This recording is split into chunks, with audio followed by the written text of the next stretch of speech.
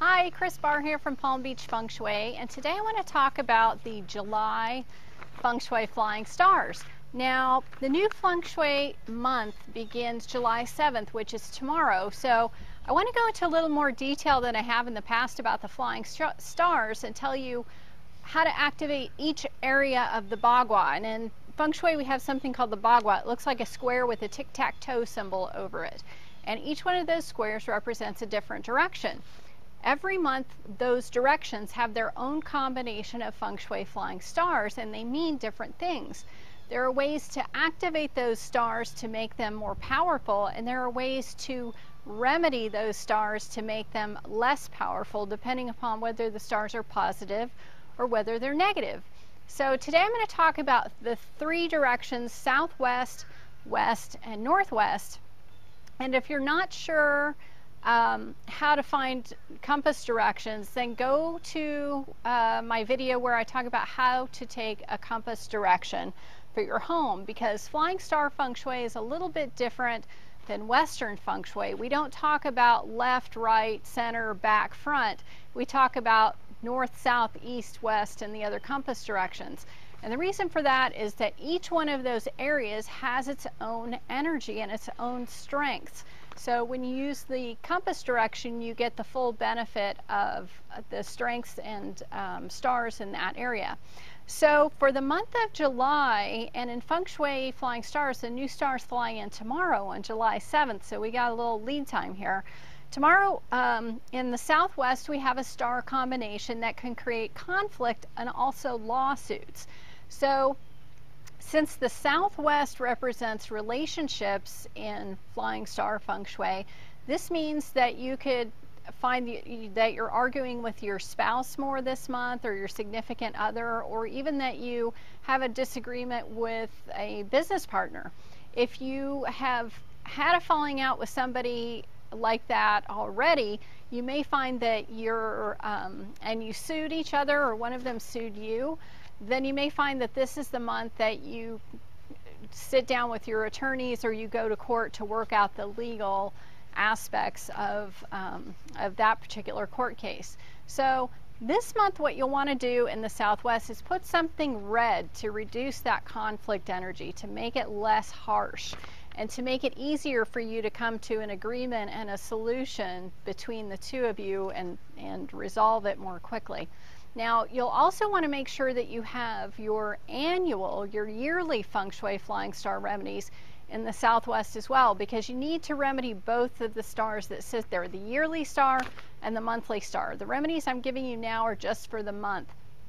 You can get the yearly star information in my book. It's on Amazon. It's called Flying Star Feng Shui 2010. So you can always search for that on Amazon if you want those remedies, and it will work a lot better if you're using yearly Flying Star Feng Shui remedies with the monthly.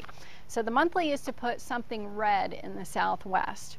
In the west, we have better stars. We have much better stars. In fact, if you're looking to start a new business, or you're trying to bring in more business, or you're looking to stimulate your career in some way, then you're going to want to put a piece of pottery, like a clay bowl or ceramic bowl, in the west area of your house, in your office, and put some coins in it. Put 8 coins in it. So like quarters, nickels, dimes, pennies. You don't want dollars, you want coins. You want that metal energy in there. And this will help to stimulate the positive career energy and business energy that sit in the west for the month of July. In the northwest, we've got another negative combination. It's just one of those months where the stars are meeting up and they're not that great. We have robbery energy and also financial loss. So if your front door faces northwest, don't use that door to come and go. Come and go from a different door. And the way to remedy that star is by getting just a bowl or a vase of water and then putting sea salt in it. That combination will help to dampen that energy down and make it less stressful. Now, since the northwest is associated with helpful people and with travel, it could be that you find that somebody you know, like a mentor or somebody you're taking a class with, ends up saying, oh, by the way, I forgot to tell you, you have to buy a $100 book to take this class. So that would be the financial loss. You weren't expecting to have to pay the $100 for this book. You thought everything was included when you signed up for the class. Or when you travel, you may find that there are some fees that have gone up for some reason. When you get there, maybe your hotel room is more expensive. Or you get on the plane and you didn't realize that you had to pay $25 to have your luggage, boarded. So it doesn't have to be anything serious. It could be just little annoying stuff like that, which it is for most people. But putting the bowl of water with sea salt in the Northwest helps to reduce that energy so it's not so strong and it doesn't bother you so much. So those are my tips for the Southwest, West, and Northwest for the month of July.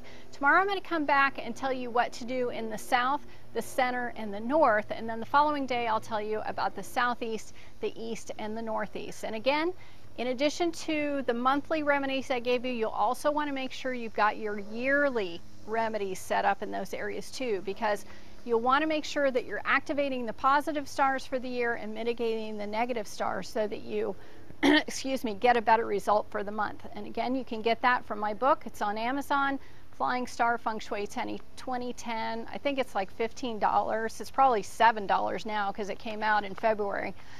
So, Amazon reduces the price of everything. So it's probably dirt cheap if you go there and get it now. And tomorrow I'll be back with your other remedies. Thanks, bye.